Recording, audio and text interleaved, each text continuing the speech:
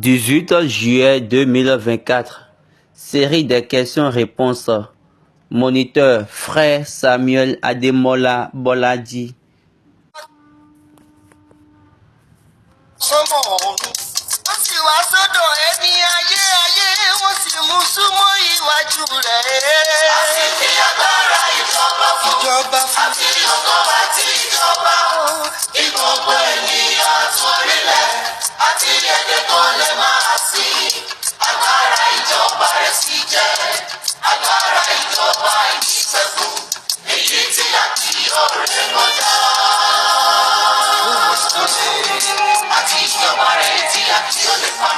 Níwọ̀n bí òun àtòṣùpá yóò mọ̀ wá. Èyí tí a kì yóò ré kọjá. Àbí agbára ẹ̀jẹ̀ Jésù tàbí fún. Àti ìjọba èyí tí a kì yóò lè parun. Ọ̀rọ̀ tó jẹ́ nílò ni wípé àwọn ẹlòmíín tún sọ wípé ìjọ mímọ́ ní àwọn kan gbọ̀gbọ̀. Wọ́n ní ìkàkọ́ gbọ̀gbọ̀ tí à ń ṣe tí a kò fẹ́. Ẹgbẹ́ àwọn ni ìtọ́ni àwọn ni Ọlọ́run tí a ti mọ̀ wípé a kò sí ìkankan nígbàgbọ́. Ó ní ìgbàgbọ́ ìjọ mímọ́ kan bá ṣe ohunkóhun ikú ọ̀rọ̀ bí mẹ́rin ní ìgbọ̀gbọ̀ ìbáwọ̀ ńlá yóò ṣe máa. Ṣùgbọ́n tó bá yẹ lókùúta kò sí àwọn tí kò ṣe orúkọ Jésù. A kò fọ fọ́nkọ́ orúkọ Jésù tí kò ṣe ìfẹ́ mímọ́. Kẹmọ̀ wípé ìjọba Jésù ti wá jẹ́. Gbogbo orúkú yóò gbọ́lẹ̀ bí wọ́n ti jọ mímọ́ nípa òbítọ́ rẹ̀ tó jọba. Alléluia, Alléluia, Alléluia. Nous remercions le Dieu des cieux qui nous a donné l'opportunité d'être encore une fois au devant de vous sur la plateforme True Word in Season à la rubrique des séries des questions-réponses.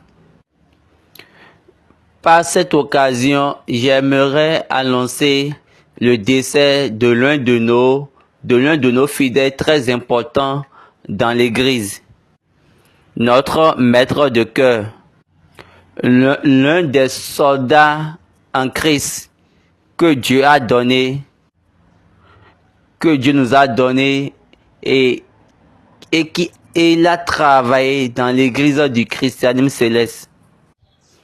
Il est dormi, il s'est endormi dans le Seigneur hier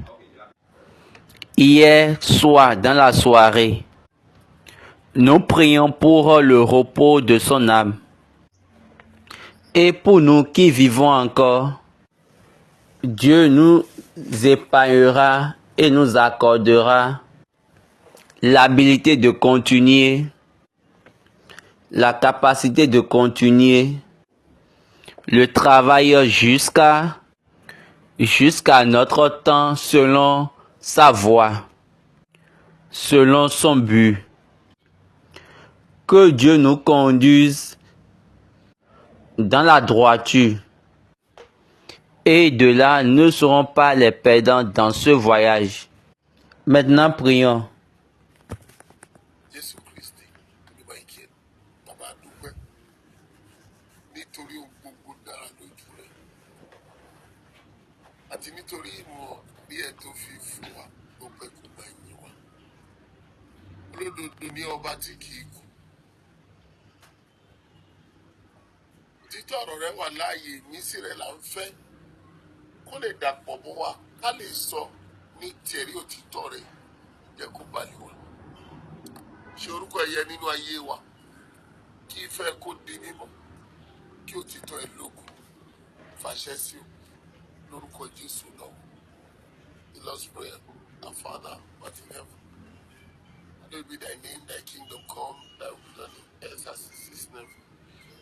Give us this day our daily bread and forgive us our trespasses as we forgive those who trespass against us. And lead us not into temptation but deliver us from evil. Thine is the kingdom, power, and the glory forever. Amen. So that we have to praise the Lord. Hallelujah, hallelujah, hallelujah, hallelujah, hallelujah, hallelujah, hallelujah. Good morning. Bonjour, bonsoir, bonne soirée. Partout où vous êtes sur la surface terrestre. nous voulons souhaiter les bienvenus à tout le monde qui nous regarde sur cette plateforme True Word in Season pour cette rubrique des séries des questions-réponses. Nous étions sur ces séries. Comme je le dis souvent, nous sommes en train d'évoluer dans les séries depuis août 2023, l'août de l'année dernière. Mais actuellement, en ce moment-ci, nous sommes sur la série d'Abraham, la série abrahamique. Nous sommes dans le livre de Genèse, la transition d'Abraham à Abraham.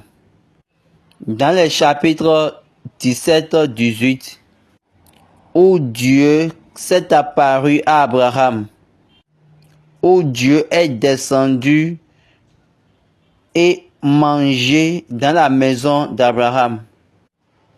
Là où Dieu a montré à Abraham ce qu'il a supposé faire. Vous savez bien qu'en Dieu, il n'y a pas d'erreur. Et vous devez le savoir. Et également, il a sa voix dans toutes les choses. Nous, réellement, nous pouvons ne pas savoir sur tout le temps. Nous ne pouvons pas spéculer, c'est-à-dire savoir toutes les raisons de Dieu. Dieu a son esprit, son cerveau, et il veut le faire selon sa propre voie. Nous sommes juste capables de, par les écritures de la Bible, exposer la vérité de Dieu. Parce que il a été un Dieu constant et cohérent. Quand vous allez voir les relations, les opérations de Dieu, vous pouvez vérifier ça dans la Bible. Avec les personnalités, vous allez constater qu'il y a les yeux, il a les yeux sur toute la ligne de ces personnes. Donc, il y a cette relativité quand ça devient ça avec Dieu. Donc, Dieu cherche à avoir toujours de relations dans toutes les choses. Donc, il est toujours le même. Il n'y a pas à dire, Dieu prend ce chemin, Dieu prend cette voie, Dieu fait tel. Non, que Dieu ne fait pas tel. Il faut vérifier. Il faut vérifier à un endroit précis ce qu'il a fait là. Quand vous allez vérifier, vous allez constater que ça a de relations ou ça a un impact sur un autre endroit. Et il y a un lien relatif. Il y a de relations à ce nouveau endroit-là. Dieu est le même. C'est pour cette raison quand la Bible a dit que ce même Jésus-Christ est le même hier, aujourd'hui et pour toujours. Donc, quand on dit ça, on n'est pas en train de parler par rapport. On ne parle pas par rapport à son physique. Là, on est en train de parler par rapport à ses actions, par rapport à sa voix, à ses voix. Dieu est un Dieu de principe et rien ne peut changer cela. Quand ça l'appartient, il dit, je suis l'Éternel et je ne change pas. Pourquoi il dit ça? C'est pour faire montrer que ses principes sont les mêmes. N'oubliez pas qu'il avait dit dans Psaume 80, dans Psaume 18, versets 24 à 26. J'ai été sans reproche envers lui, et je me suis tenu en garde contre mon iniquité. Aussi l'Éternel m'a rendu selon ma droiture, selon la pureté de mes mains devant ses yeux. Avec celui qui est bon, tu te montres bon. Avec l'homme droit, tu agis selon la droiture. Le roi David a dit, Dieu m'a récompensé selon ma droiture, selon la pureté de ses mains. Maintenant, regardez bien la ligne. Regardez comment il faut mesurer l'apparition de Dieu. La miséricorde. Tu te montreras toi-même miséricorde. Le même Dieu qui s'est montré droit à un homme droit, le même Dieu pur est resté même. Lisons le verset 27. Avec celui qui est pur, tu te montres pur. Avec le pervers, tu agis selon sa perversité. Et Baba disait, est-ce que vous voyez Dieu? Ceci, c'est un voyage, c'est un parcours constant en Dieu. Donc, sans distinction de face jusqu'à son apparition, il reste le même. Il délivre les affligés. Donc, pour marcher jusqu'à la fin, Dieu se montre, quelle que soit la manière, à l'homme qui doit sauver, délivrer les affligés et de rabaisser, de faire chuter les orgueilleux. Verset 28. Tu sauves le peuple qui s'humilie et tu abaisses les regards hautains. David, il a encore dit quelque part dans Psaume 75, Psaume 76, que Dieu est assis et il a dit, la promotion ne vient pas ni du sud, ni de l'ouest, ni de l'est. Psaume 115, verset 6. Car ce n'est ni de l'Orient, ni de l'Occident, ni du désert que vienne l'élévation. Mais Dieu est celui qui juge. Il abaisse l'un et élève l'autre. Regardez bien l'ordre. Il abaisse l'un et il élève l'autre. Ça, c'est sa voix. Et cette manière de faire, elle est constante. Vous pouvez partir aller vérifier. Dès le premier livre jusqu'au dernier livre, jusqu'au Malachie, ça, c'est sa voix. La prédication de Jésus n'a pas contredit l'identité de Dieu. Quel que soit là où vous vous mettez, c'est ce que je remarque souvent. La plupart des prédicateurs, la prédication de Jésus n'a pas contredit l'identité de Dieu. À quiconque vous êtes donné, c'est pour cette raison, la plupart des prédicateurs, au lieu de commencer par prêcher Dieu à partir de l'Ancien Testament, maintenant c'est eux qui condamnent l'Ancien Testament. Parce que ils ont dit que Jésus a dit que c'est fini. Et vous regardez maintenant dans ce qui est fini. Parce que vous connaissez, vous savez bien, même si les Juifs veulent vous parler, ils disent que eux ne reconnaissent pas le Nouveau Testament. Que le Nouveau Testament, ce sont des écrits de nos frères, des frères. Aujourd'hui, le Nouveau Testament est en contradiction. Parce que plusieurs personnes viennent avec plusieurs d'autres versions. Avec de différentes histoires. Mais l'Ancien Testament demeure. Et reste tel. Et c'est pour cette raison, vous allez voir Dieu dans sa totalité, dans son immensité. Dieu s'est montré à Abraham et ça a été bon, systématiquement jusqu'à nos jours. Nous n'avons pas besoin de parler beaucoup. Allons rapidement dans les questions, car il y a plusieurs choses que nous voulons faire aujourd'hui. Est-ce qu'il y a déjà des questions? Oui. Premièrement, nous avons une question de la part de John Bada sur la plateforme Facebook. La personne est en train de signer qu'il n'y a aucune partie dans la Bible. Ils ont parlé du jour de la Vierge, de la Sainte Marie. Que ça a été choisi juste après l'influence de l'Esprit Saint par le fondateur de l'Église.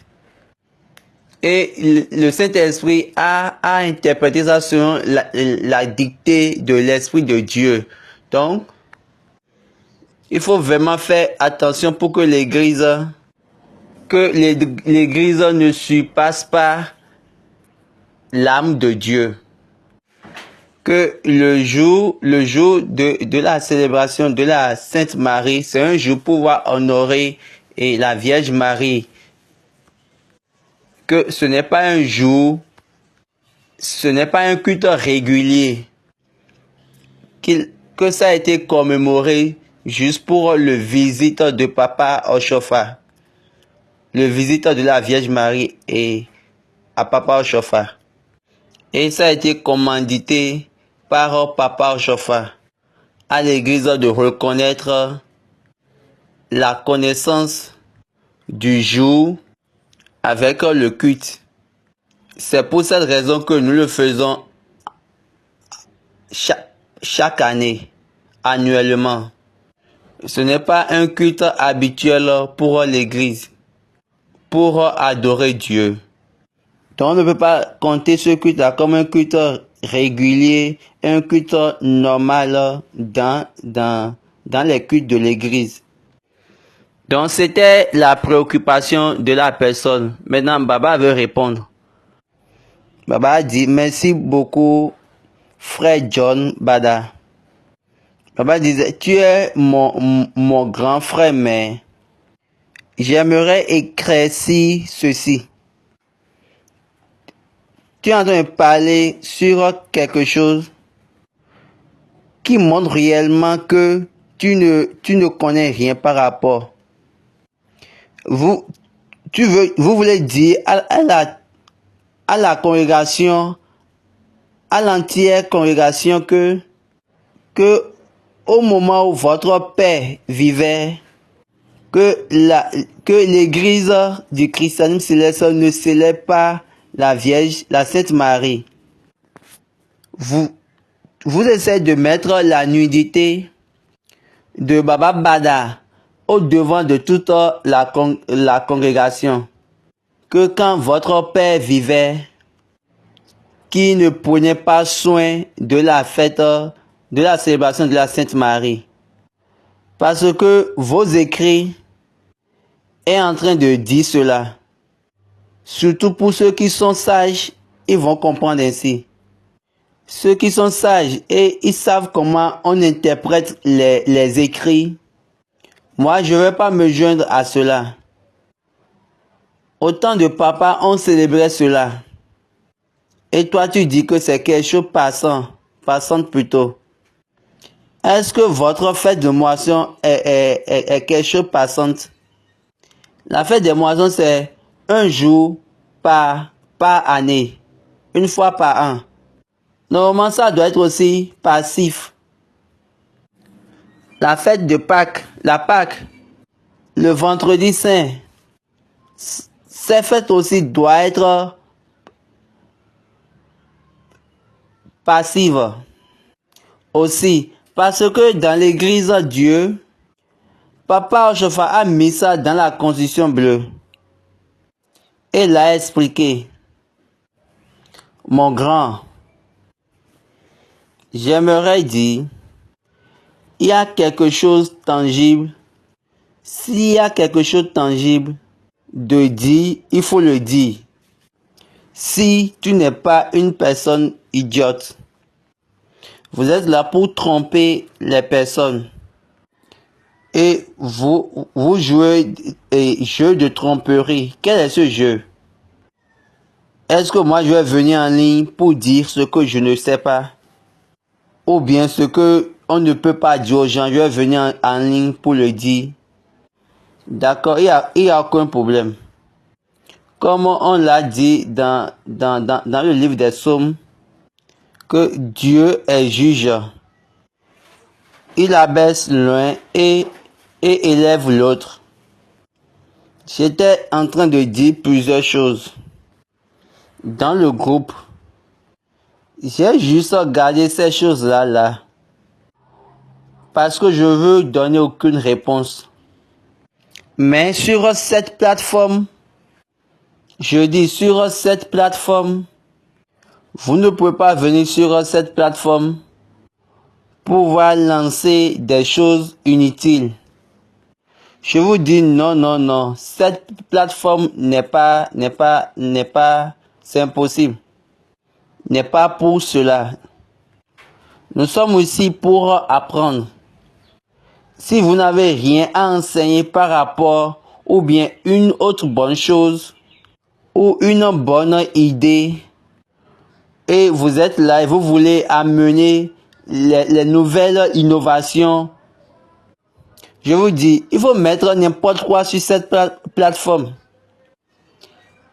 Vous allez entendre des choses vraiment qui vont vous toucher. Donc, continuons avec les questions. La question suivante vient de la part du Centre universel d'éducation. Sur la plateforme YouTube, quelle est la relation entre la Sainte Marie et la Pentecôte? En se basant sur Actes chapitre 1, les versets 13-14. Réellement, la réponse de Baba, réellement, il n'y a pas de relation entre la Sainte Marie et la Pentecôte.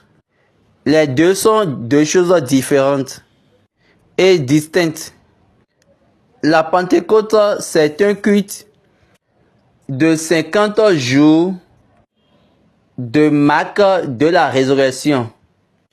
Dieu a marqué la résurrection et de là, l'adoption des fils à travers la résurrection. C'est ça les 50 jours. C'est ça la Pentecôte.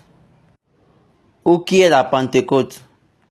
Le jour de la Sainte Marie, c'est un culte qui a été accrédité pour la célébration de la femme que Jésus-Christ a donnée à l'Église et l'Église dans ses mains. Vice versa. Jésus a donné l'Église à la femme et il a encore donné la femme à l'Église. Donc c'est cette femme-là que nous célébrons. Est-ce que vous avez déjà notifié certaines phrases de Jésus-Christ? Comme il a dit dans Matthieu 26. Il était en train de parler par rapport à la femme. Et Jésus a dit, partout l'évangile sera annoncé. Matthieu 26, verset 13. Je vous le dis en vérité, partout où cette bonne nouvelle sera prêchée dans le monde entier, on racontera aussi en mémoire de cette femme ce qu'elle a fait. Toute prédication, toute bonne nouvelle jusqu'à ce jour, normalement doit parler de cette femme. Maintenant, ce qu'on constate, toutes les bonnes nouvelles maintenant ne parlent plus de cette femme. Et vous ne parlez pas par rapport à ce qu'elle a fait. Et Jésus-Christ, lui qui nous a, en qui nous tous nous vivons, a dit cela. Et maintenant, nous prêchons le salut pour les gens. Où se trouve l'évangile, la bonne nouvelle du salut? Et si ça ne vient pas de cette femme-là, et il n'y a pas cet attachement, la vraie bonne nouvelle pour le salut, écoutez bien ce que Jésus a dit. Lisez ça une fois encore. Je vous le dis en vérité, partout où cette bonne nouvelle sera prêchée, dans le monde entier, on racontera aussi en mémoire de cette femme ce qu'elle a fait. Ce n'est pas en mémoire de Jésus, mais en mémoire de cette femme. La célébration de cette femme. Lequel des bonnes nouvelles que vous avez déjà prêché et il n'y a pas ça dedans? Toute bonne nouvelle qui met ça là de côté, nous sommes là, nous prenons juste. Même Jésus-Christ lui-même, je vous ai déjà dit sur cette plateforme que c'était là où, c'est de là que l'onction de Jésus, c'est de là que Jésus a été oint. Ce qui signifie que on a conféré sur Jésus-Christ la postérité de la femme. Peut-être vous n'avez pas encore vu ça dans n'importe quelle partie de la Bible. Ou peut-être Jésus, où on a appelé Jésus le Fils, où on a appelé Jésus la postérité de la femme. Peut-être vous ne savez pas cela. Et je vous montre cela. Maintenant, la femme a amené toutes les choses et l'a versé sur Jésus en disant, Jésus, va et représente-nous. La totalité, la plénitude du péché était en elle. Et elle a versé ça, elle a répandu ça sur Jésus-Christ par l'onction pour pouvoir faire un transfert. Et Jésus a dit qu'il doit avoir de mémoire pour cette action, pour ce qu'elle a fait et non pour moi-même. Jésus. Donc, la célébration de la femme. Donc, célébrer la femme, c'est célébrer l'adoption. C'est deux choses. Donc, excusez, il y a la célébration de la femme et la célébration de l'adoption. Ça va être deux choses. La question suivante vient de la part de Okafor sur la plateforme Facebook. En se basant sur Matthieu chapitre 5, qui on appelle pauvre en esprit. Pour être pauvre en esprit, ça signifie de sortir. Laissez-moi l'expliquer par cette manière. Est-ce que vous avez déjà entendu quelque chose, et souvent en anglais, et on dit que tu es trop plein, c'est-à-dire tu te vois trop. Tu te sens comme tu as déjà tout en toi. Il faut sortir de toi, de toi-même, pour l'écoute. Il faut sortir du vide. Et de là, tu vas te sentir de nouveaux désirs. Pour être désireux, pour sentir l'esprit. Pour être pauvre en esprit signifie d'autres personnes, ils ont l'aspiration, le désir de l'esprit. C'est-à-dire après avoir sorti eux-mêmes, quand tu es plein pour toi-même, c'est-à-dire quoi? Tu ne sors plus. Tu te renfermes sur ce que tu connais. Donc tu te vois avoir tout. Comme ce que la première intervenant a dit. La manière dont il parlait tout à l'heure. La personne qui a posé la première question. il se voit déjà plein pour lui-même. C'est-à-dire, il se voit connaissant tout. Il n'est pas pauvre en esprit. Il pense qu'il connaît tout. Il pense que toutes les choses qu'il dit est sacré. Et il a oublié que c'est le problème que nous avons maintenant. C'est dans ce problème que nous sommes. À commencer avec lui et avec eux. Est-ce que vous comprenez? Pour être plein pour toi-même, tu ne peux pas être pauvre en esprit. Quand tu es plein pour toi-même, tu fais sortir ce qui est en toi. Le vide est créé quand il donne. Le vide est créé quand on donne le désir et l'aspiration pour l'esprit, pour connaître l'esprit. Là, tu es pauvre en esprit. En faisant cela, tu seras rempli. C'est pourquoi il a dit, c'est à eux appartient le royaume des cieux. La question suivante. Cette question vient de la part de Olabandi Babatunde sur la plateforme Facebook. Genèse 17, verset 1 a dit. Quand on a pris le verset 1, je suis le Dieu Tout-Puissant, marche devant ma face et sois intègre. Maintenant, le verset 22 dit, lorsqu'il eut achevé de lui parler, Dieu se leva au-dessus d'Abraham. Exode 33, verset 1 a dit. Exode 33, le verset 11, on nous a fait comprendre que l'Éternel parla avec Moïse face à face, comme un homme parle à son ami. Maintenant, ma question est celle-ci.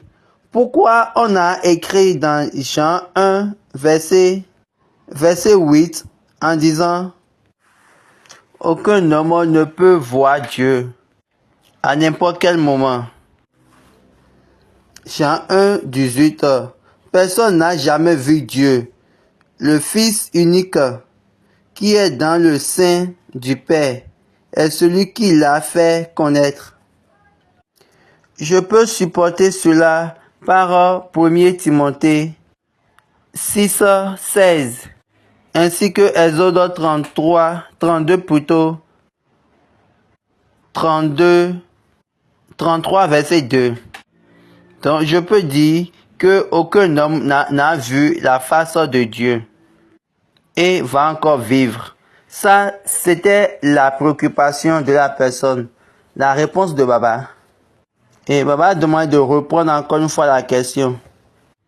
Genèse et verset 17 chapitre 1 a dit, Dieu s'est apparu à Abraham. Au niveau du verset 22, on a dit quoi? Dieu est parti.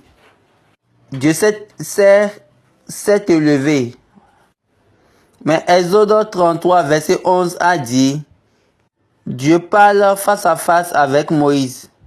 Maintenant la question est celle-ci, pourquoi, en se basant sur Jean 1 verset 18, que aucun homme n'a jamais vu Dieu, et aussi pour n'importe quelle occasion. Et cette chose est même supportée par Paul dans 1 Timothée chapitre 6 verset 16. De même, Exode 33 verset 2 a dit que aucun homme ne peut voir la face de Dieu et vivre. Donc la réponse de Baba, Dieu s'est apparu à Abraham et après il est parti encore dans les cieux.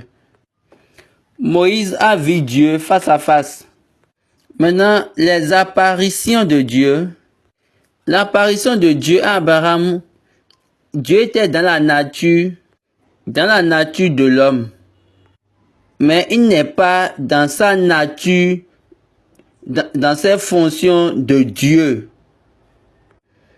Il n'est pas dans son immensité de Dieu, dans son état de Dieu.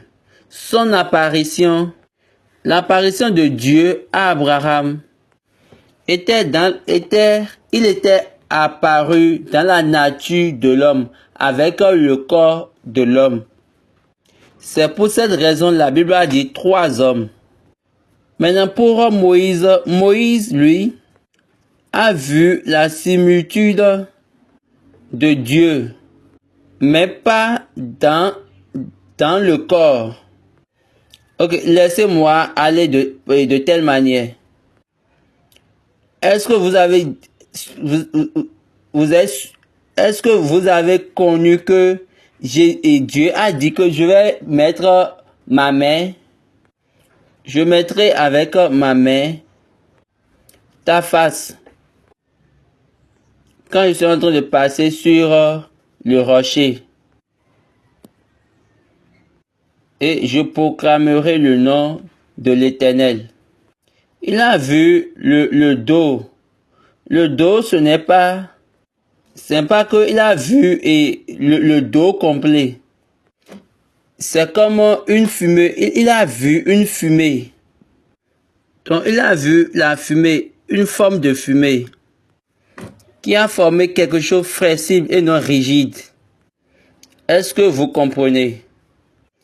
C'est pour cette raison Paul interprétait la vision de Moïse après sa mort. Il a dit la gloire qui est partie. Donc, Paul, en voulant interpréter cette vision, il a dit une gloire qui s'éteint. Et Baba disait, il n'y a pas une gloire qui s'éteint. Que ce n'est pas une gloire qui s'éteint. Que ce n'est pas une gloire qui dépérit. Mais ce que Moïse a vu, c'était, il a vu une fumée de similitude qui donne la forme de Dieu, qui donne l'ossature de Dieu. Parce que Dieu ne ment pas. Maintenant, Jean dit, aucun homme n'a jamais vu Dieu. Que la seule personne qu'il a vue, c'est son Fils unique. Lisons Jean 1,18. Personne n'a jamais vu Dieu. Le Fils unique qui est dans le sein du Père est celui qui l'a fait connaître. Et Baba disait que Moïse ne pouvait pas amener Dieu aux Israélites. Mais plutôt, il a amené la gloire de ce Dieu qui a combattu pour eux. C'est ce Dieu-là qui a enseveli Moïse. Est-ce que vous comprenez? Dieu même a choisi d'enterrer Moïse. Vous vous rappelez dans les histoires de Sainte Anne, dans les histoires de Satan et de Michael et de Michel plutôt, ils ont discuté le corps de Moïse. Certaines personnes disent comment le Dieu le Tout-Puissant, ils disent pourquoi Satan va contredire. Autrement dit, ils disent pourquoi Satan est là quand Dieu était en train d'enterrer Moïse. Quand il pose cette question, mais quand il dit ces choses-là, je dis et je souris. Si le commandant des chefs a déclaré une occasion, lequel parmi les chefs dans son cabinet vont dire qu'ils ne viendront pas ou qu'ils ne seront pas là, même s'ils ne sont pas trop en accord avec le commandant chef, même si l'accord n'est pas un accord accepté, l'argument ici n'est pas combien je vais dépenser pour cela. Parce que le commandant de tous les chefs, s'est rendu disponible. Donc eux tous doivent être disponibles. Allons regarder Dieu. Dieu est assis, il a dit, je vais à l'enterrement.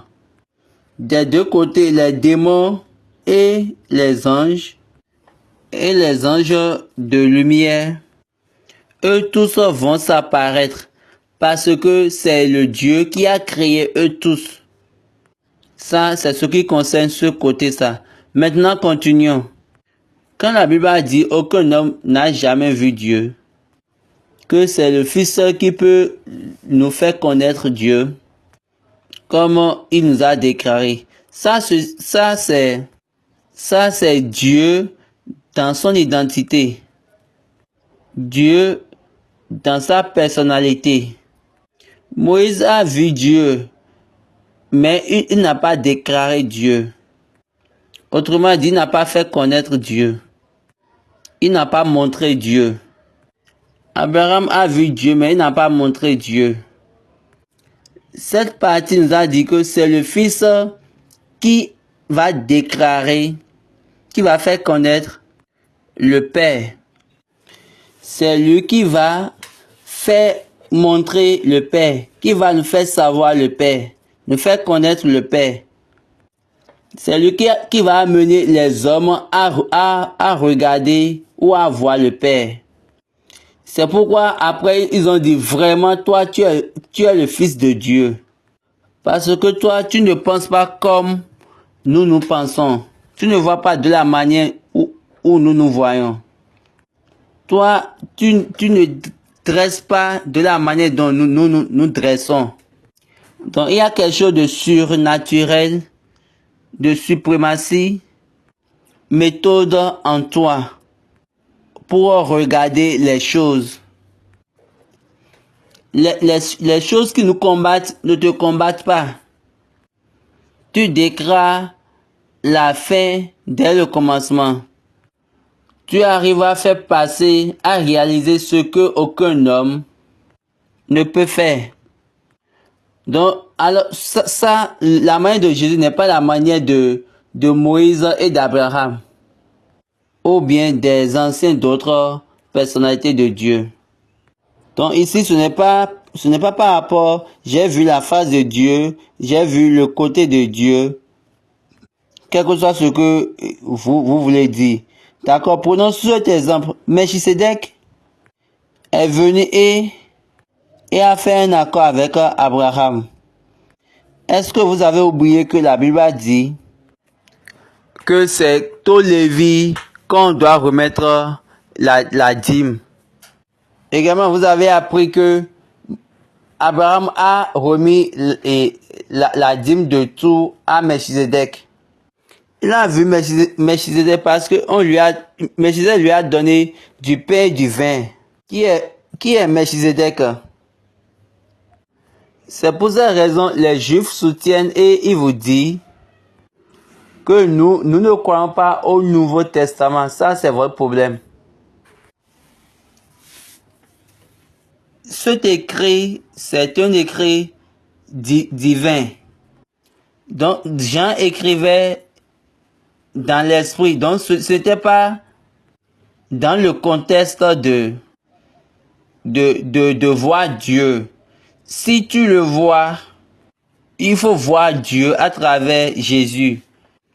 Moïse a une renommée de Dieu et qui est sur lui.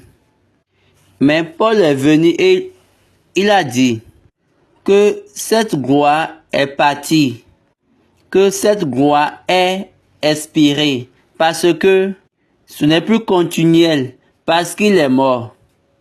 Mais la gloire de Jésus, Pierre a dit que nous étions là quand il avait reçu la gloire et l'honneur du Père. Et cette gloire continue même si après sa mort, même jusqu'à aujourd'hui. C'est pourquoi il a été facile pour lui de dire, la gloire qu'il m'a donnée, je l'ai aussi donnée, je les ai aussi donné ça. Est-ce que vous comprenez? Nous ne devons pas être trop littéraires lorsque nous lisons la Bible, spécialement quand nous lisons l'Ancien Testament. Vous allez voir plusieurs choses dites dans le Nouveau Testament et il y a de petites interprétations. Il y a peu d'interprétations par rapport à ce que ces Écritures disent ou devraient dire. L'interprétation du contexte dans la ligne du désir de ce qu'il veut dire. Donc, quand la Bible dit, donc il avait souligné une partie, un passage biblique, 1 Timothée, verset 6, ce que la personne avait donné. 1 Timothée, chapitre 6, verset 16. Lisons cela rapidement. Qui seul possède l'immortalité, qui habite une lumière inaccessible, que l'un homme n'a vu ni ne peut voir, à qui appartiennent l'honneur et la puissance éternelle. Amen. Dans son habitation d'immortalité, il a sa lumière et aucun homme ne peut se projeter sur cette lumière qui est autour de lui. Et également, aucun homme ne peut le voir dans cette lumière. Donc c'est ça le contexte. Maintenant, dans son lieu, à sa place, on ne peut pas le voir. Mais quand il vient ici, est-ce que vous le voyez? Même les anges, 1 Timothée chapitre 3 a dit, grands sont les mystères de Dieu. Dieu qui avait révélé la révélation, Jésus est venu pour eux pour voir. Au vivant d'Abraham, il était venu chez Abraham en prenant l'aspect d'un corps. Premièrement, une première fois, en tant que Melchizedek. N'oubliez pas, la Bible nous a dit que Melchizedek n'a pas de père ni de mère. Il n'y a pas de génération, il n'a pas de généalogie. Il n'a pas ci, il n'a pas ci. Oui, c'est vrai. Et il était venu, il a fait. Quand Abraham avait reçu le pain et le vin de cette personne, ça a dit quoi? Quelqu'un était vraiment devant lui, qu'on nomme Melchizedek. Et cette personne-là, c'est Dieu. Dans ses fonctions de sacrificateur ou de prêtre. Oui, Dieu devait venir. Ça, c'est encore un autre sujet. Quand Dieu vient, ça, c'est autre chose. Maintenant, le voir dans sa place officielle, c'est-à-dire dans les cieux, personne n'a pu faire cela. Excepté cette personne-là qui est dans son sein, qui est dans sa lumière, c'est lui seul qui peut le voir. Mais toutes les autres personnes, non. Mais si il se transforme lui-même ici-bas, ça pour donner une autre interprétation. Regardez ce passage de Timothée. 1 Timothée 3, 16. Et sans contredire, le mystère de la piété est grand. Celui qui a été manifesté en chair, justifié par l'Esprit, vu des anges, prêché aux païens, cru dans le monde, élevé dans la gloire. Oui, il s'est manifesté dans la chair. Donc ça là, on veut parler du commencement. Au commencement, Dieu s'est manifesté dans la chair, par la chair.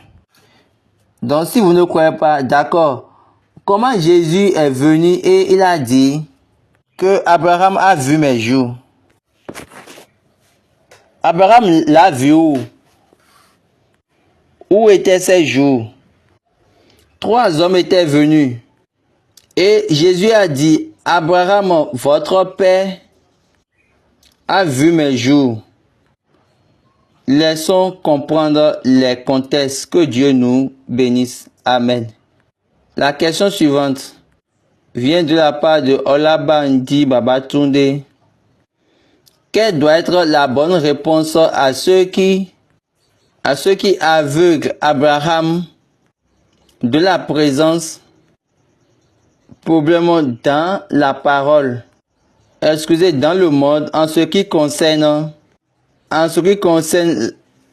la malcompréhension qui est entre les chrétiens et les musulmans. Et quand nous en prenons un exemple pratique, l'Israël et la guerre entre Israël et les autres pays, que il y a aussi une partie où Abraham s'est marié avec Agaï et après ils ont donné naissance à Ismaël, le père des musulmans. Ismaël et Aga, la réponse de Baba, Ismaël et Aga, eux, ils n'ont rien causé. Ce n'est pas ça le problème. Ils veulent Blakey. Dieu a dit aux enfants d'Israël dans Deutéronome chapitre 7, verset 1. Verset 1. Lorsque l'Éternel ton Dieu t'aura fait entrer dans le pays dont tu vas prendre possession et qui chassera devant toi beaucoup de nations, cette nation plus nombreuse, plus puissante que toi, lorsque l'Éternel ton Dieu te les aura livrés et que tu les auras battus, tu les dévoueras par interdit et tu ne traiteras point d'alliance avec elles et tu ne leur feras point de grâce. Tu ne contracteras point de mariage avec ces peuples. Tu ne donneras point tes filles à leurs fils et tu ne prendras point leurs filles pour tes fils. Est-ce que vous voyez? Maintenant, Dieu a donné cet ordre. Au temps de Josué, vous vous rappelez bien de l'histoire. Josué chapitre 9, chapitre 10. Où ils sont venus et ils se sont déguisés. Et les anciennes personnes avec Josué et les princes des personnes les ont juré dans le nom du Seigneur pour garder leur vie. La Bible a dit que les enfants d'Israël couraient avec leurs anciens. Pourquoi? Parce qu'ils n'avaient pas demandé de la bouche de l'Éternel. S'ils avaient fait cela, soyez sûrs que nous ne sommes pas à ce niveau maintenant. Mais ça, c'est un côté. Les Arabes et les Israélites, la politique de guerre qui est entre eux, c'est de montrer ce qui va venir. N'oubliez pas, Abraham a adopté Ismaël dans l'adoption de Dieu. Dieu lui a dit, il doit circoncire lui-même et toutes les choses qui sont nées dans sa maison ou acquis au prix d'argent. Donc, Dieu est le Dieu d'Ismaël. Dieu est Dieu pour Ismaël. Vous savez que la loi de circoncision est véridique. Mais vous savez, vous devez connaître ceci. Quand Dieu dit, prends ce chemin ou fais de cette manière, vous commencez par dévier ou vous commencez par décider, par vous conduire même. Vous commencez par décider pour vous conduire vous-même. Et vous commencez par faire des grimaces avec Dieu. Et vous commencez par ajuster Dieu. Vous commencez par modifier Dieu. Et vous dites que on va faire de telle chose. Je vous dis la vérité.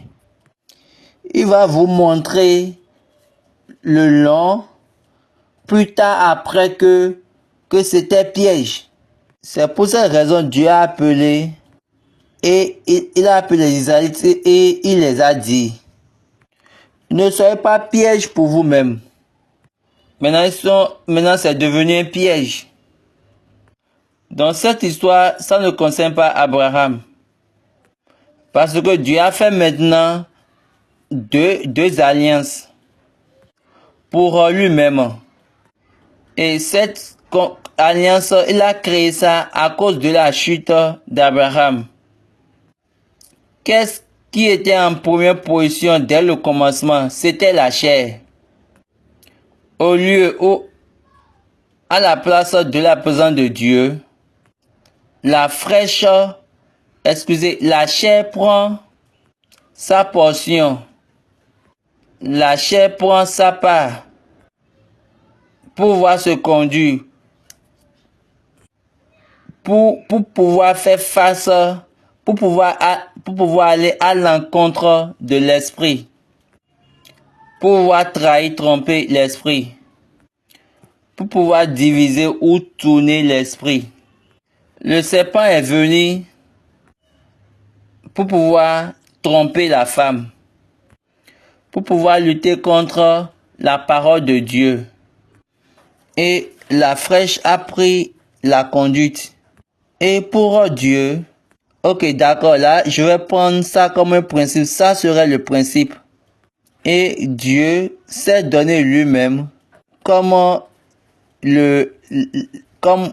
la personne qui finit en dernière position, la finale. Ce n'est pas pour rien qu'un homme anglo-saxon a dit, lui, il aime le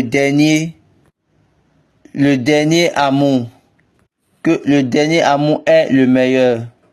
Donc au commencement, dans le même jardin, la chair a pris contrôle et Dieu a fait son annoncement de sa victoire.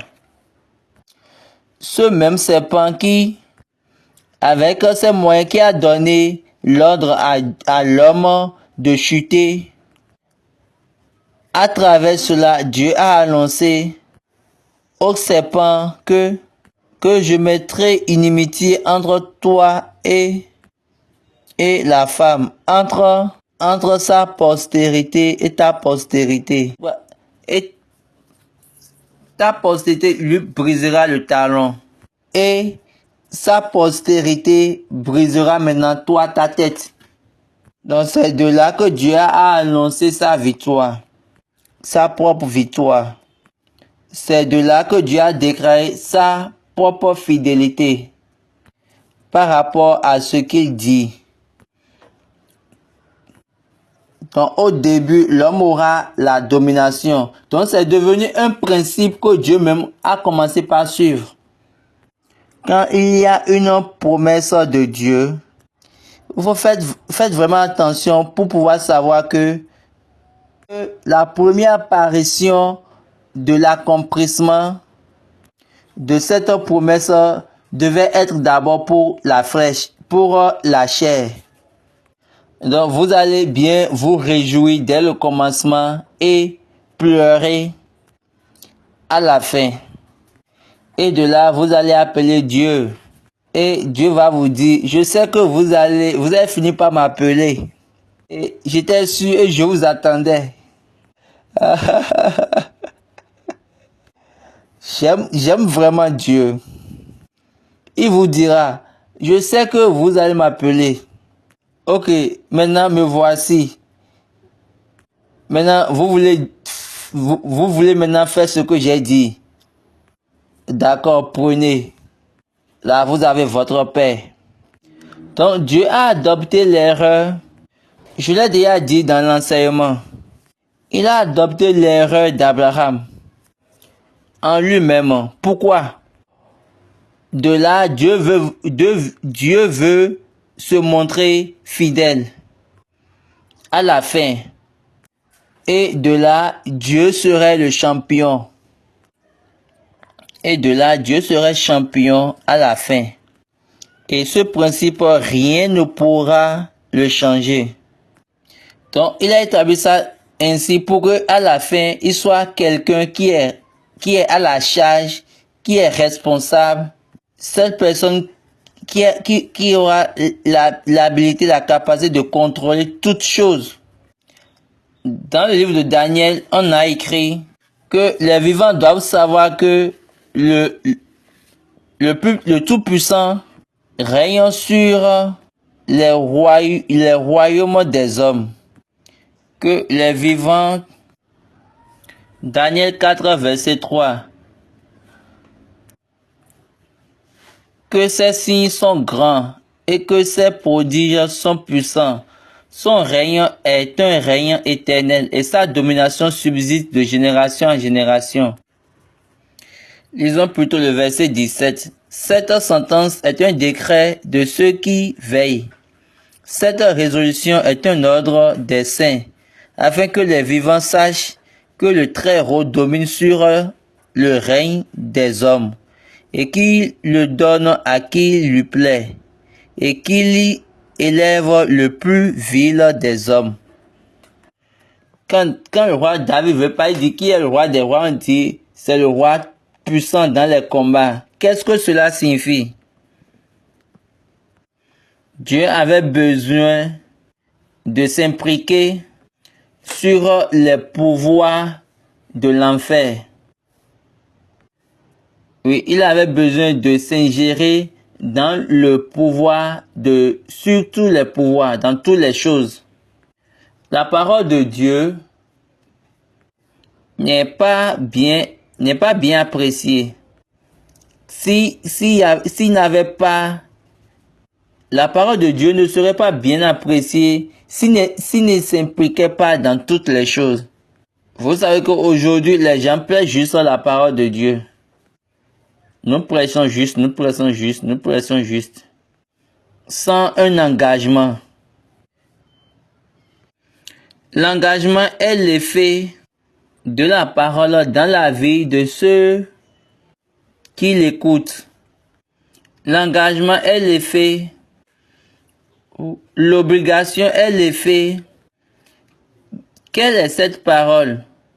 Est-ce que cette parole dont vous appelez ou cette parole que vous regardez, quand est-ce que vous aurez son témoignage? Comment cette parole éveille ou séduit votre vie de mariage, votre vie de travail, l'obligation? Bien avant le commencement, la parole de Dieu vient juste. C'est pour cette raison Abraham pouvait dire, après 10 ans dans son voyage dans la foi, tu ne m'as même pas donné d'enfant. Tu ne m'as pas donné aucun enfant. Est-ce que c'est Éliazar? Regardez, Dieu l'a demandé de quitter à l'âge de 75, et c'est jusqu'à 100 ans. Excusez, il a donné cette ligne à 85 ans. Il a dit à Dieu, j'ai fait ma volonté. Maintenant, Éliazar serait mon héritier. Et Dieu lui a dit, waouh, tu ne sais pas que moi, ma parole sera retenue. Je n'ai pas encore accompli ma parole parce qu'il y a quelque chose que je dois soutenir. Parce que je suis le Dieu très puissant. Le Dieu fort dans les combats. J'ai besoin de montrer ma puissance. Regardez bien ce qu'il a dit à Abraham. Tes descendants vont partir en Égypte, servir les personnes.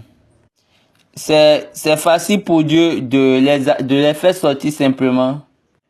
Eux tous en Égypte, après, étaient déjà punis. Quand ils étaient tous en Égypte, ils étaient déjà punis. Donc, c'était facile à Dieu de les laisser partir. Mais Dieu patientait que je vais les attendre. Et je vais appeler Pharaon. Donc, il y a toujours un engagement, une implication de la parole de Dieu, dans la parole de Dieu. Donc, si la parole de Dieu ne retient pas ta vie, tu ne peux pas avoir de témoignage.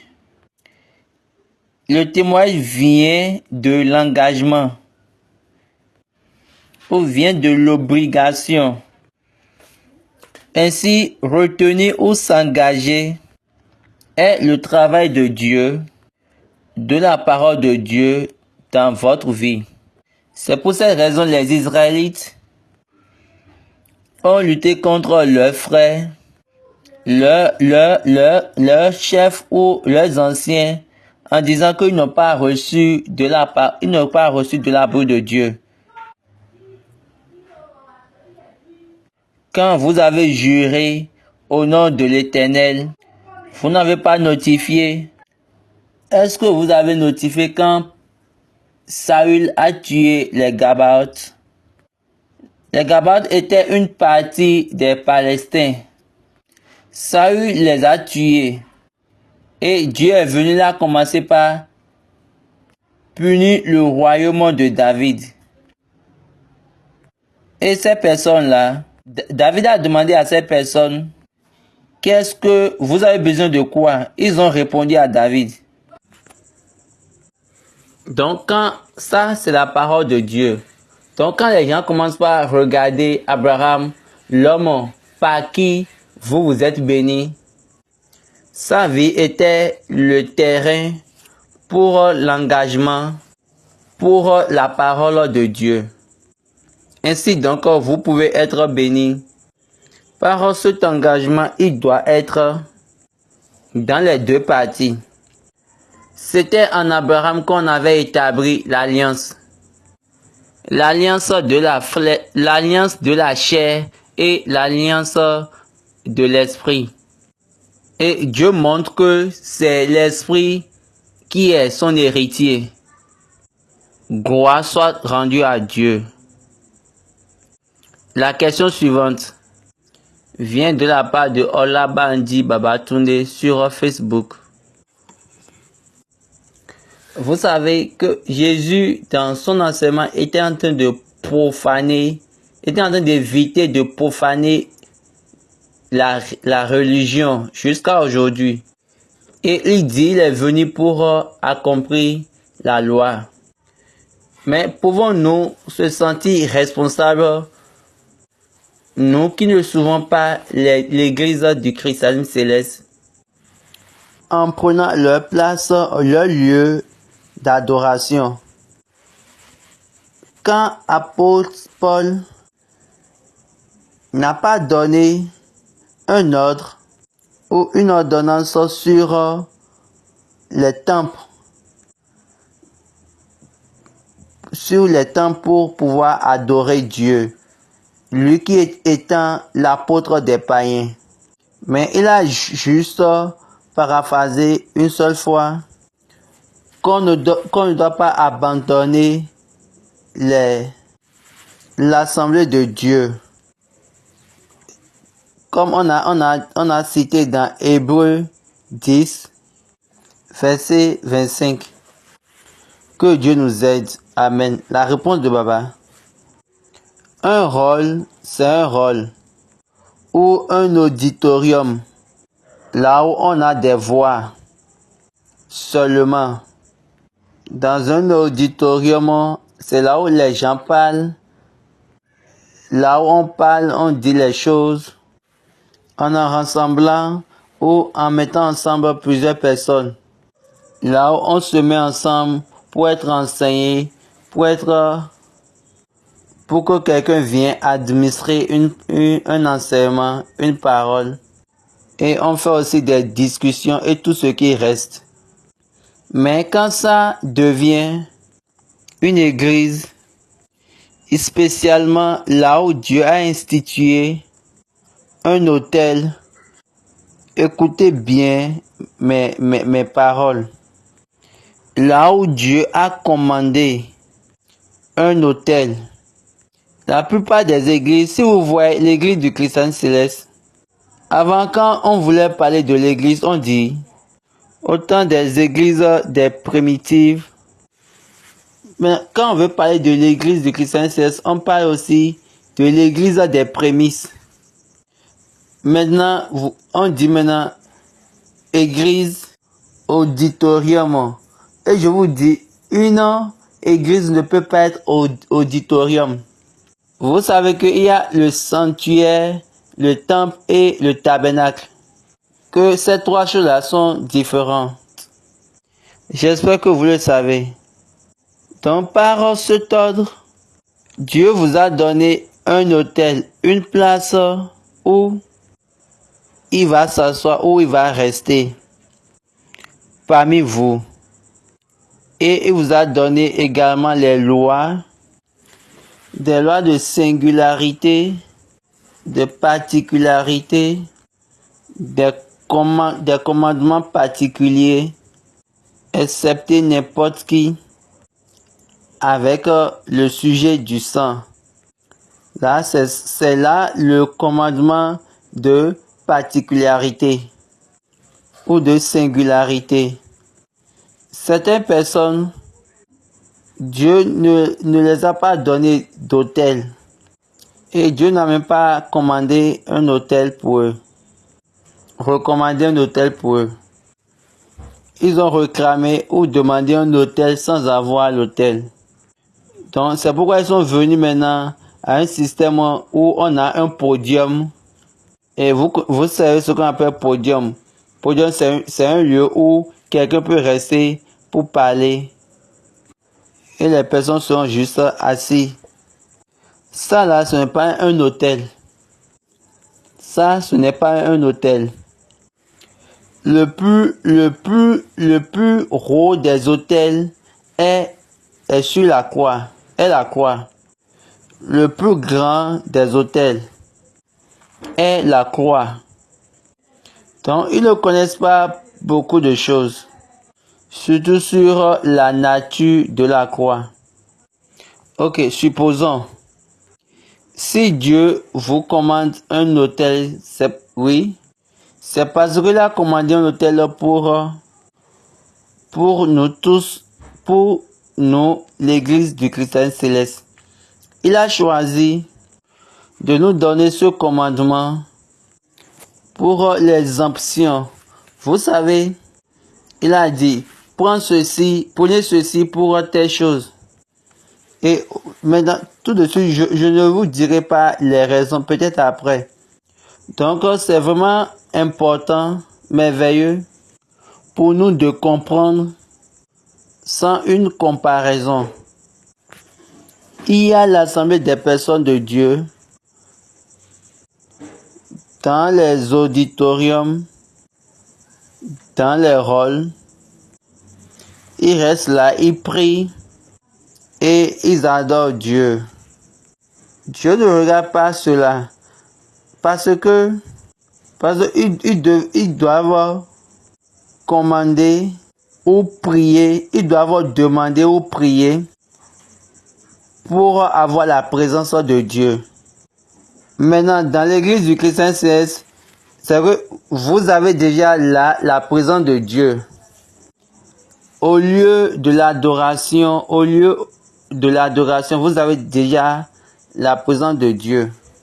Là, la présence de Dieu est déjà là avant que vous n'arriviez. Quand vous êtes là, la présence de Dieu est toujours là. Quand vous allez partir, la présence de Dieu va rester toujours là. Est-ce que vous comprenez? Donc, il n'y a aucune responsabilité pour n'importe qui. Il faut les laisser faire ce qui leur a été donné pour la singularité. Vous-même, faites ce que on vous a donné pour la singularité. Oui, autre question. Cette question vient de la part de Olabandi Babatunde. La justice, fait la justice et le jugement. Cité dans Genèse 18, verset 19. Quelle est la place de la miséricorde qui prédomine sur tous les jugements? Selon Jacques 2, verset 3. Jacques 2, 13. Car le jugement est sans miséricorde pour qui n'a pas fait miséricorde. La miséricorde triomphe du jugement. Et Baba dit waouh pour la question. La réponse de Baba. Quand on a dit la miséricorde triomphe du jugement, ce jugement est comme c'est de faire subir perpétuellement. La Bible a dit le malheur ne va plus se lever contre nous une deuxième fois. Quand tu es infligé ou affecté pour les raisons de des erreurs généalogiques et vous venez en Christ, la miséricorde vient et prend et vous libère de ces choses et vous enlève cette punition pour pouvoir vous libérer. Maintenant, vous êtes déjà en Christ. Il y a une clé là. La clé qui est là, c'est l'équilibre. Quand vous êtes à part égale sur la balance, vous savez bien, quand on met 2 colliers sur la balance et un côté est plus lourd que l'autre côté, là, il faut savoir qu'il y a un problème. Donc, quand on met quelque chose sur balançoire et puis les 2 côtés ne sont pas équilibrés, c'est quoi? La partie la plus lourde tire la partie la moins lourde. Donc, en totalité, vous ne pouvez pas avoir les mêmes poids. Il y aura nécessairement une petite chose qui serait plus supérieure que l'autre, ou bien plus lourd que l'autre. Et quand vous regardez bien, cette chose-là doit être plus touchée. Et cette chose-là subira plus et vous aurez beaucoup de peine. Vous allez dans le même marché avec les non-croyants. Vous allez sur le même terrain et vous vivez comme un étranger et vous n'êtes pas encore équilibré. Jésus a dit veillez et priez. Plusieurs personnes prient mais ils ne veillent pas. Vous aimez juste la prière mais vous ne veillez pas. Jésus a dit veillez et priez. Combien de choses que vous avez dans cet environnement et c'est relié à Dieu? Combien de choses? Parce que quand les choses vont en dehors de l'ordre établi, écoutez bien ce que Paul a dit dans 2 Corinthiens chapitre 10 à partir du verset 3. Lisons 2 Corinthiens chapitre 10, les versets 3 et 4. Si nous marchons dans la chair, nous ne combattons pas selon la chair, car les armes avec lesquelles nous combattons ne sont pas charnelles, mais elles sont puissantes par la vertu de Dieu pour renverser les forteresses. Regardez, mais est-ce que vous voyez la mentalité? Marcher, combattre.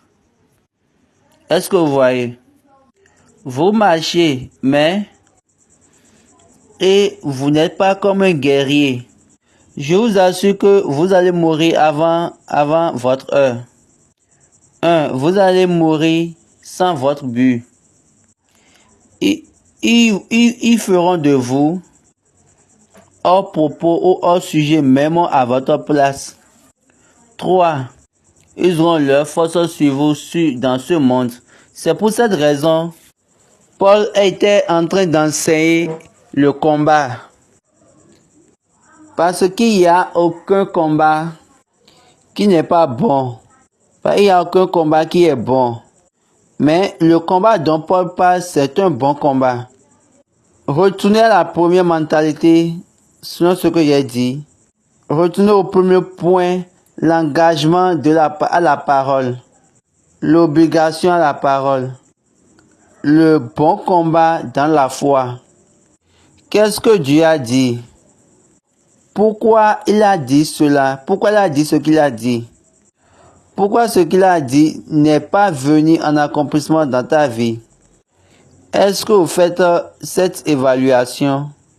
Avez-vous déjà fait cette évaluation pour pouvoir vérifier si c'est vraiment vrai ce qu'il a dit dans votre vie?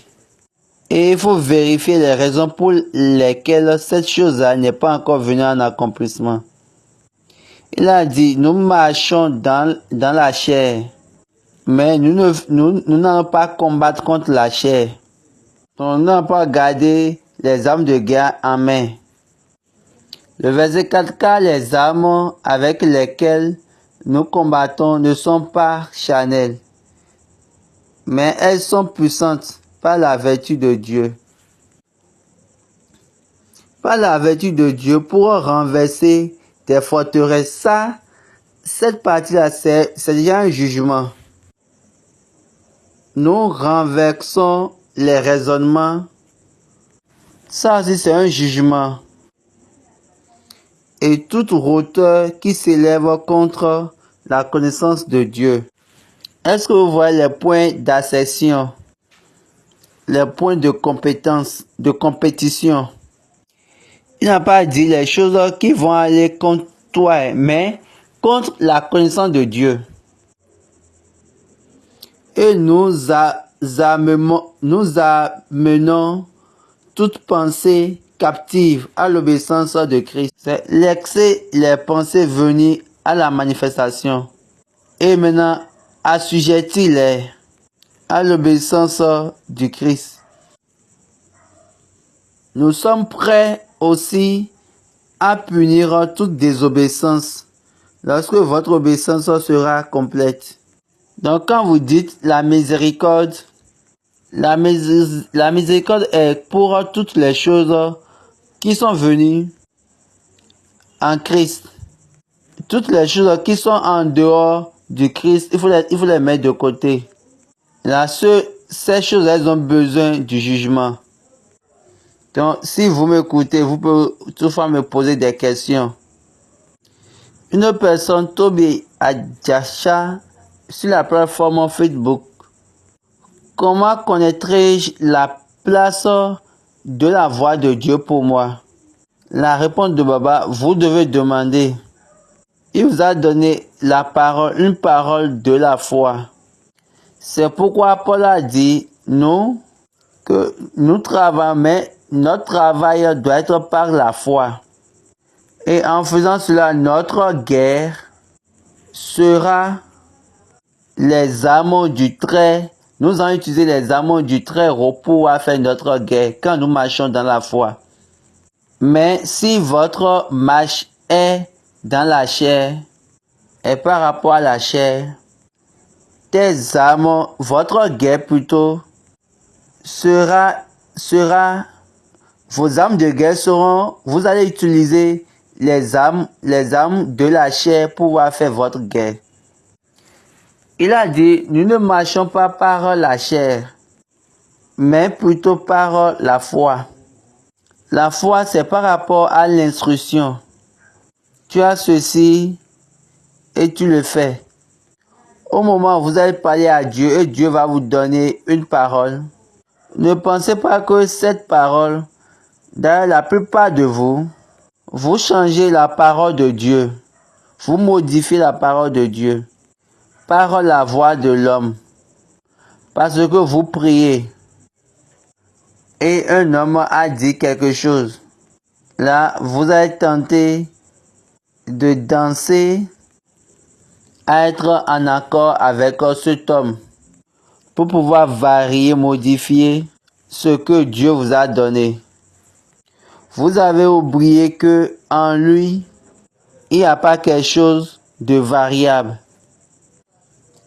Il a dit cela parce que ça, c'est ce qu'il a choisi pour toi.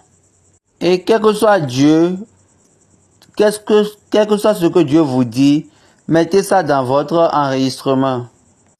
Que cette parole-là, c'est perpétuel.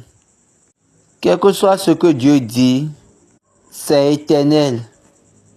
Toute parole que Dieu a dit à la qualité, à la mesure qualitative de l'identité de Dieu. La mesure qualitative de Dieu, de l'identité de Dieu. Quand Dieu te dit, déplace-toi, ce déplacement est perpétuel. Jusqu'à ce qu'il va encore te dire, arrête-toi ici. Quand Dieu dit, il faut sois ouvert à toutes les choses. Ne regarde pas quelqu'un et tu vas dire en toi que cette personne est mon ennemi. Et quand tu fais ça en même temps, tu as contredit l'instruction et tu ne peux plus voir l'accomplissement, tu ne peux plus voir la fidélité de Dieu. Il faut dire ce qu'il a dit. Il faut faire ce qu'il a dit et vous allez voir les effets. Pourquoi la plupart d'entre nous n'ont pas de témoignage dans les cultes qu'ils font aujourd'hui? Parce que nous avons tourné l'ordre des cultes par l'ordre des hommes. Ceci, je n'aime pas. Ce chargé, je l'aime pas. Il s'abuse trop de moi. Ce devancier, il se voit supérieur sur tout le monde. L'autre personne sent bien, donc je veux être avec lui. Et celui-ci, c'est ça, il fait toujours. Et vous êtes là, et vous êtes là et vous faites ce genre de choses. D'autres personnes, ils se chargent simplement de joug.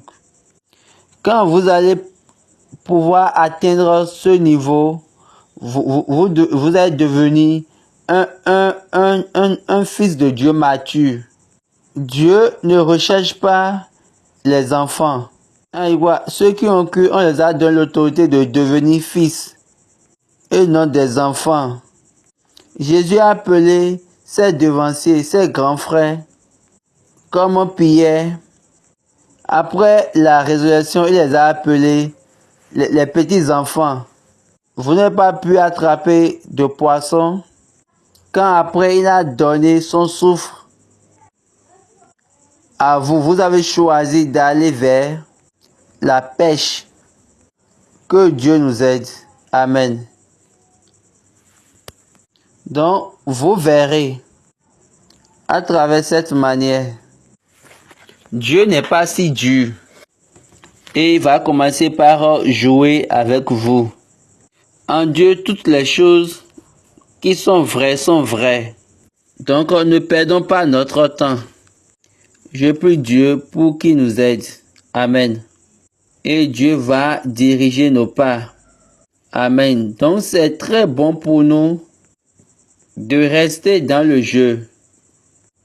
Connaître Dieu, c'est par rapport à marcher dans la foi. La foi vient par ce qu'on entend. Quelqu'un a dit que la foi, c'est quelque chose d'espoir. J'espère que vous savez que l'espoir n'est pas ce que vous pensez en vous-même. L'espoir n'est pas ce que vous pensez. C'est par rapport à ce que vous avez entendu. L'espoir n'est pas ce que vous avez vu.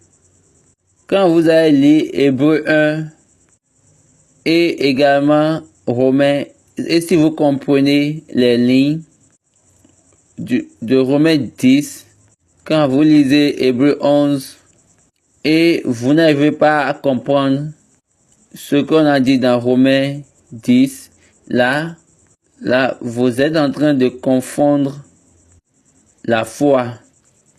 La foi, c'est la substance des choses en quoi on espère. Ce que vous pouvez avoir dans votre poche, j'espère que vous n'ouvrez pas pour ça. Vous prenez votre argent et vous allez vous payer. Ce que vous pouvez vous donner à vous-même, j'espère qu'il n'y a pas d'espoir en cela. Est-ce que vous êtes sûr? Donc l'espoir n'est pas avec vous. L'espoir vient de ce qui n'est pas avec vous. Ça fait un. C'est parce que vous n'arrivez pas à comprendre. C'est pour cette raison que je suis en train de vous dire, il faut marcher dans ce qu'il a dit. La foi vient de ce qu'on entend. Paul a dit, quiconque a d'espoir, qui peut avoir d'espoir sur aucune chose, aucune personne. Vous pouvez avoir d'espoir sur ce que vous avez entendu.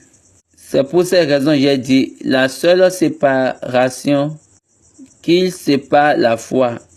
La foi ne consiste pas que la foi ne réside pas. La foi réside dans ce qu'on entend.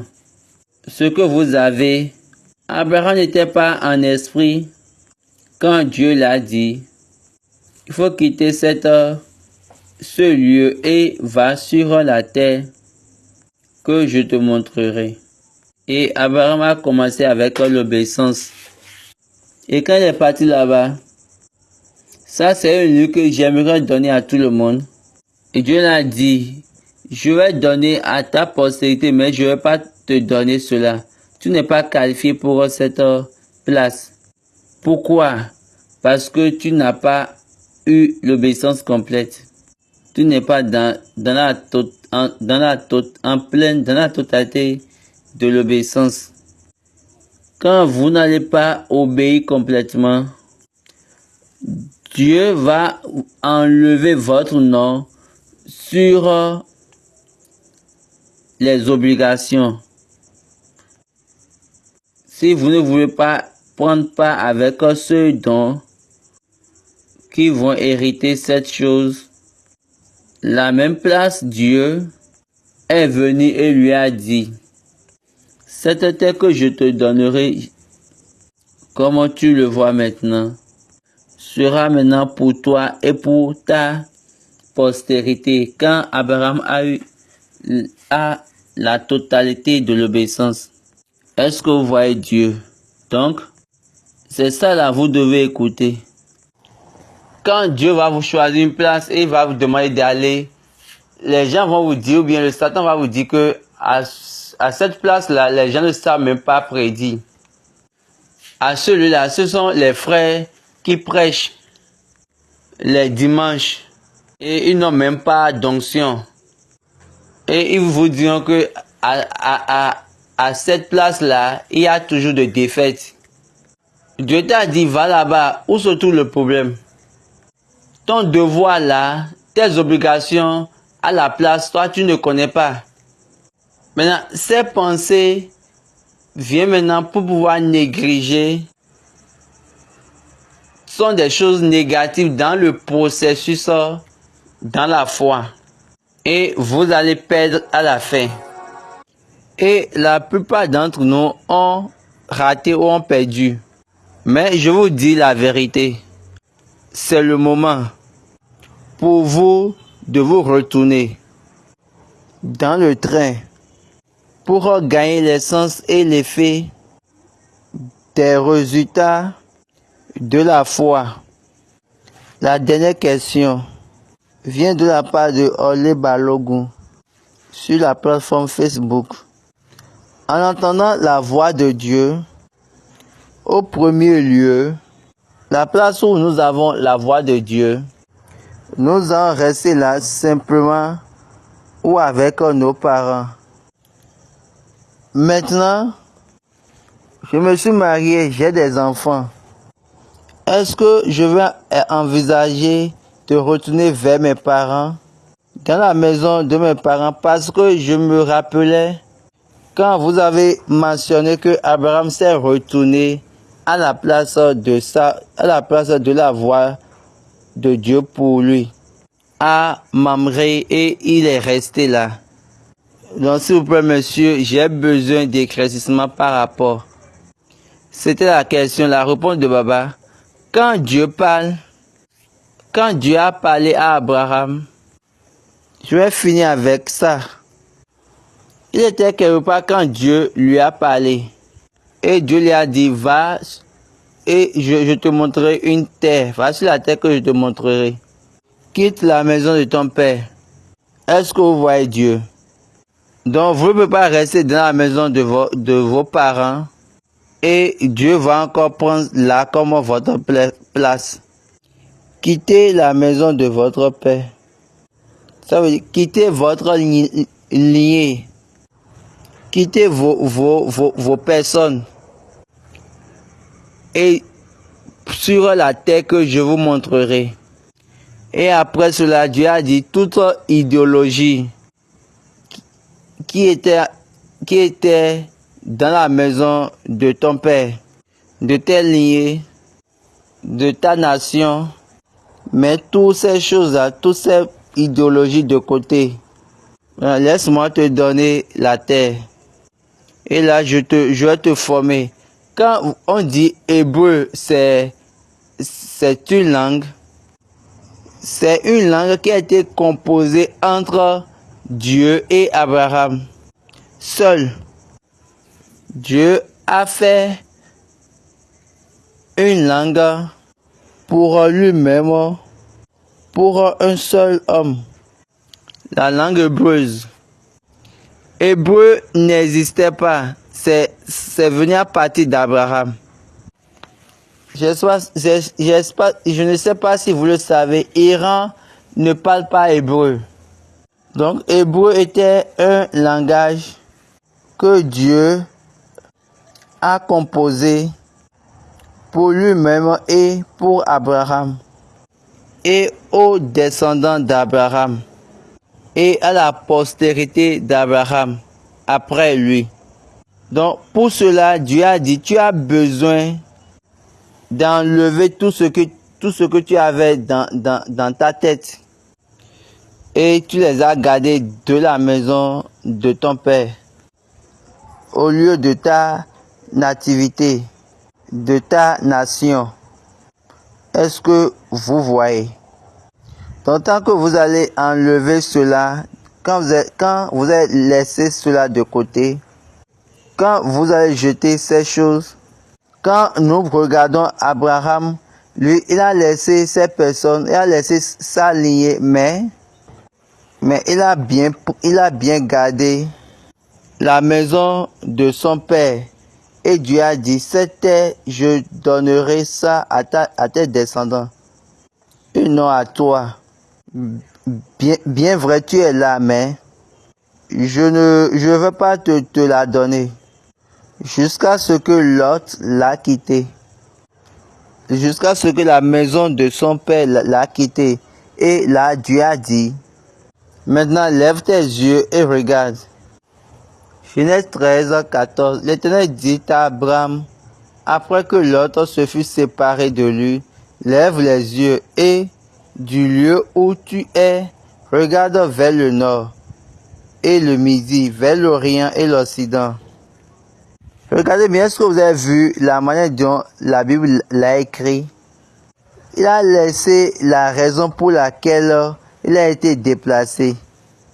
Il a été transporté du premier acte parce que Lot était avec lui. Maintenant, après que Lot fut séparé de lui, Dieu a maintenant dit,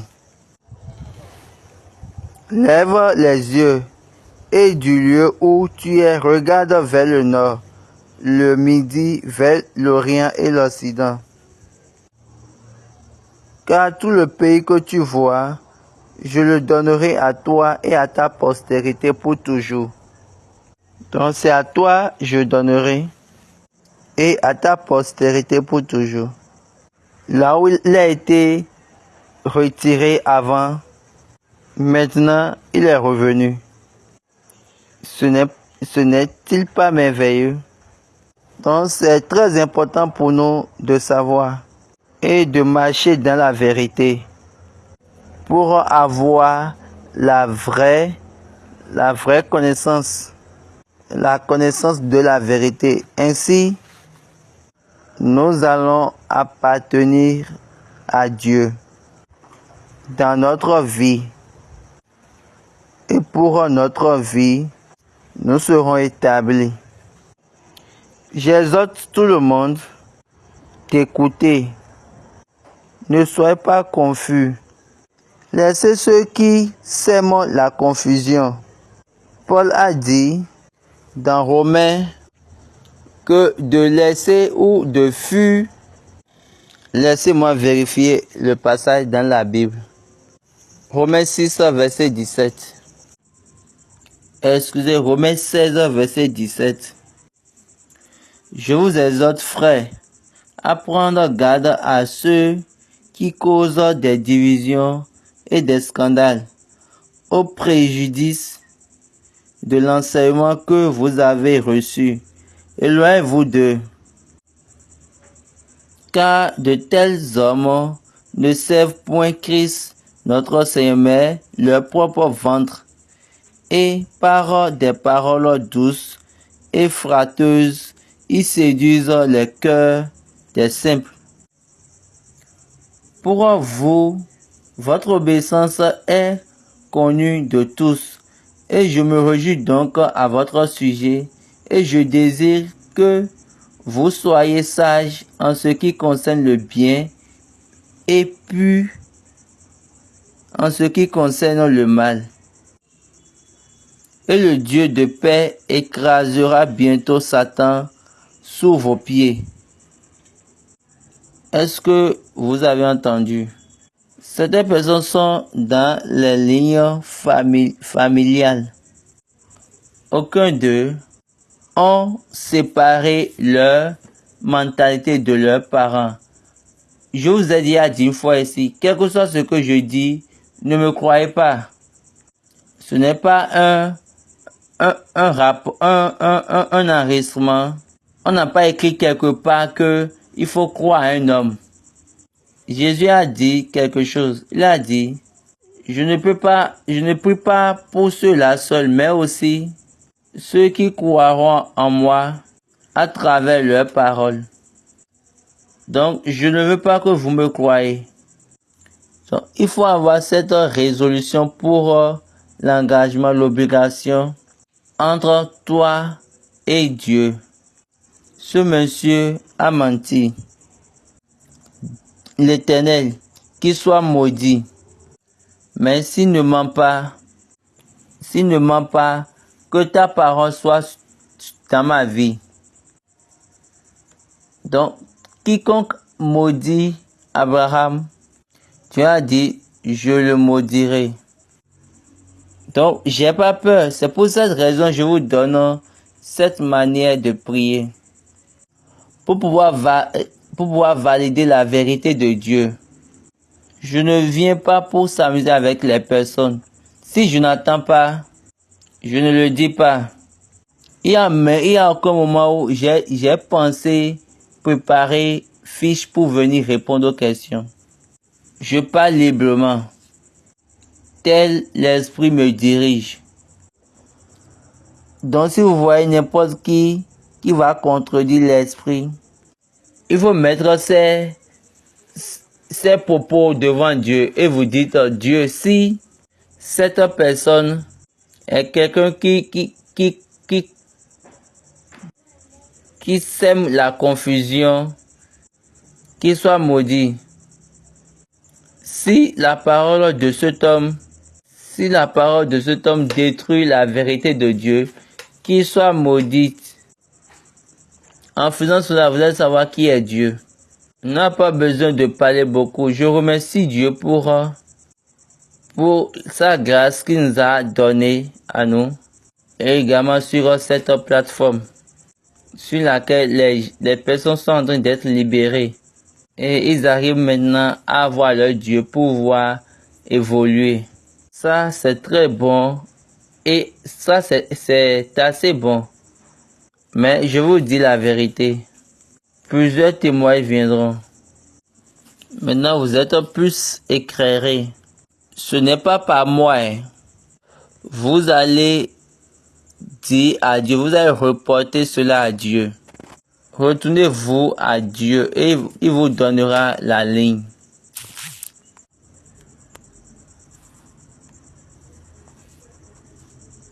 Mettez ça devant Dieu.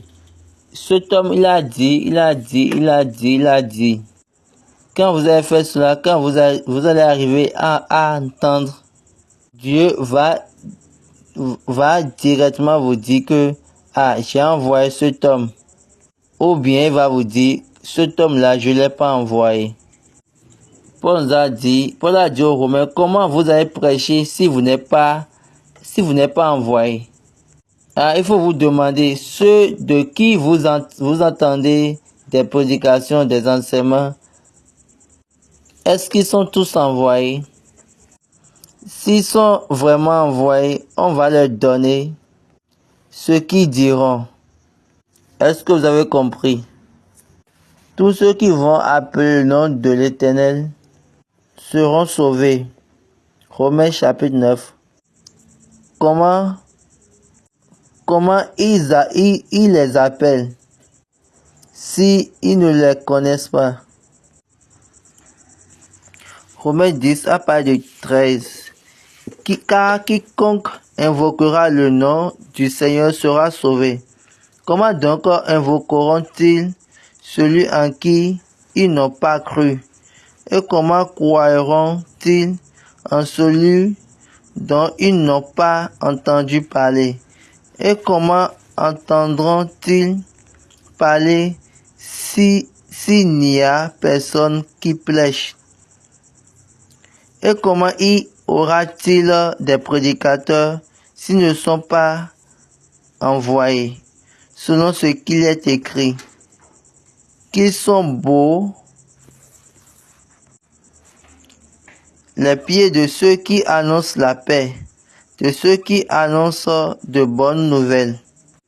Est-ce que vous comprenez? Donc Dieu connaît ceux qu'il a envoyés. Dans Jean chapitre 3, Jésus nous a dit, Jésus lui-même, en lui-même, il s'est conformé à l'homme. Écoutez ce que Pierre a dit dans Jean 6. Jean 6, à partir de 67. Jésus donc dit aux 12, et vous, ne voulez-vous pas aussi vous en parler, vous en aller? Et Simon Pierre lui répondit, Seigneur, à qui irons-nous? Tu as les paroles de la vie éternelle. Donc, il y a une première chose qu'on doit garder. Pierre a dit, à qui irons-nous? Ça fait 1. Tu as les paroles de la vie éternelle. Ça fait 2. Et nous avons cru et nous avons connu que tu es le Christ. Ça fait 3. Le Saint de Dieu. Ça veut dire quoi? Il vous donne l'information et il satisfait la parole qu'il vous a donnée. Pierre a dit, nous avons cru que tu es Christ, le Saint de Dieu, le Fils du Dieu vivant. Pierre a encore dit que nous savons que tu as la parole de la vie éternelle. Nous savons que tu as cette parole. Et de là, nous avons cru que tu es le Christ. Donc si Dieu ne te confirme pas, ça aux parleurs, à ceux qui parlent, là, il faut faire vraiment attention par rapport à ce qu'ils disent. Que Dieu soit avec nous. Amen. Prions. Jésù Kristi olúwa ikí ẹ olódodo ni ẹ kò sí èké kan nínú ẹ àròyé pọ̀ lọ́wọ́ èèyàn àti ẹjọ́ wẹ́wẹ́ ṣùgbọ́n nínú ọ̀rọ̀ rẹ ni òtítọ́ gbé tọ́ ìmọ́lẹ̀ òtítọ́ fún wa fi ẹ̀rí ẹ hàn wá lódodo mú ìtànjẹ kúrò láyé wa gbogbo atọ́nigẹ́ tó yí padà di áńgẹ́lì mọ́lẹ̀ láti tọ́ àwọn ènìyàn jẹ fi wọ́n jóná pátápátá jẹ́ kí ọwọ́ rẹ kó wúwo lára atọ́nijẹ bí èmi ni bí àwọn ni lórúkọ Jésù ẹnikẹ́ni tí Sátánì ń lò láti yí ìpín àwọn ènìyàn po láti sọ wọ́n di ẹrú àìṣòdodo láti tọ̀ wọ́n jẹ kúrò ní ìlànà òtítọ́ jẹ́ kí ọwọ́ ẹ kó wúwo lára ẹ̀. Àpọ́sẹ̀ Paul wí pé ọwọ́ ọlọ́wọ́ lára ẹ̀ ìwọ ó fọjú fún sáà díẹ̀. Ó sì ṣẹ bẹ́ẹ̀ lórí Élímà oṣó. Bàbá mímọ́, ìtànjẹ ò sínú ọ̀rọ̀ rẹ. Ohun táwọn fẹ́ ni pé there should be an engagement. Jẹ́ kí ọ̀rọ̀ rẹ kó níṣe nínú ayé wa. Àmín lórúkọ Jésù. Jẹ́ kí ọ̀rọ̀ rẹ kó nípa láyé wa. Àmín lórúkọ Jésù. Kí ẹ̀rí òdodo rẹ kó di mímọ̀. Kí ènìyàn gbogbo lè mọ̀ pé ó wà láàyè àti pé òtítọ́ ọ̀rọ̀ rẹ wà pẹ̀lú wa. Fàṣẹ sí lórúkọ Jésù lọ́wọ́. Méjì. Hallelujah, hallelujah, hallelujah, hallelujah, hallelujah, hallelujah. Hallelujah. Thank you. Donc, merci beaucoup une fois encore d'être avec nous sur cette plateforme. Comme je l'ai déjà dit avec un cœur triste, nous présentons toutes nos condoléances à la famille par rapport à la perte de l'un de nos pères qui a trépassé, qui était notre ami, notre collègue, notre père, notre mère de cœur général et tout nom possible qu'on peut lui donner. Nous prions Dieu pour qu'il lui donne un bon repos et accorde à la famille et aux amis le courage. Et à travers cela, j'aimerais vous rappeler par rapport à la célébration de 1 an d'enseignement sur cette plateforme, de cette série et 50 ans d'anniversaire de ce monsieur qui est en train de vous parler, l'anniversaire de Babani Baba. Et on a demandé que si quelqu'un a de témoignages, il peut nous les envoyer. Ça, c'est vraiment important.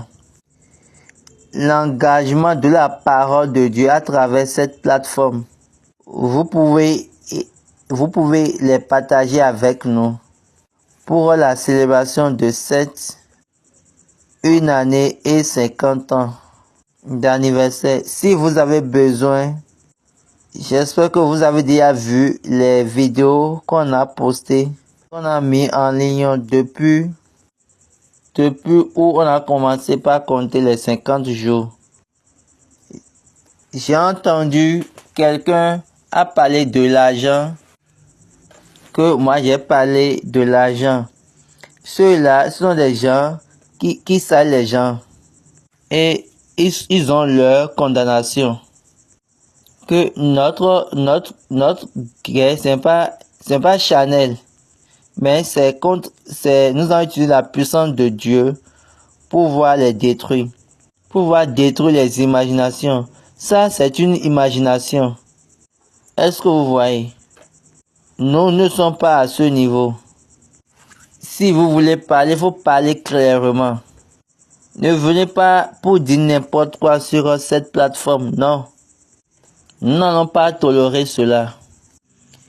Venez ici proprement, clairement,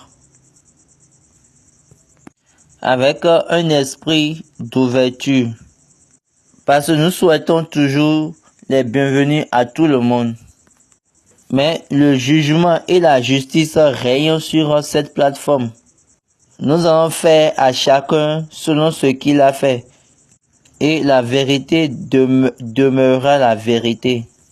Donc envoyez vos témoignages. Si vous les avez écrits, il n'y a pas de problème. Nous allons travailler aussi là-dessus. Et si c'est vidéo, un enregistrement de vidéo, envoyez ça encore. Et nous pouvons également poster ça au complet sur la plateforme. Dieu sera avec nous. Que Dieu soit avec nous et nous garde pour le mardi où nous allons venir pour un autre chapitre le chapitre suivant de la série d'Abraham. Que Dieu vous bénisse. Restez bénis. Et au revoir. Ayé rẹ̀ padà sí mi.